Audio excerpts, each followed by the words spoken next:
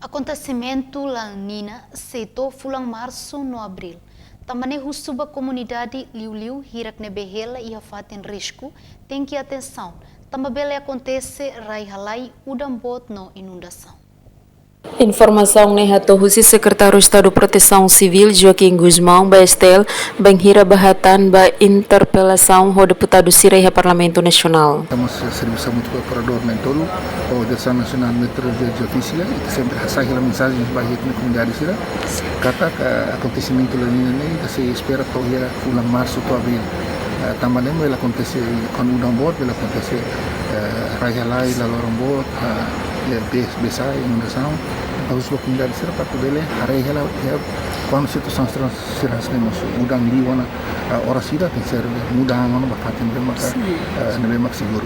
Também nia fohanoin ba comunidade sira atau bele atenção benghira situação sira nesang nemosu. No nemos sefi bancada frente mudança deputada Isabel Ximenes Ateten semana kotuk nia basame hare udang no ho intensidade makas e udang ne halorai halai taka estrada inclui taka mus comunidade sira nia uma.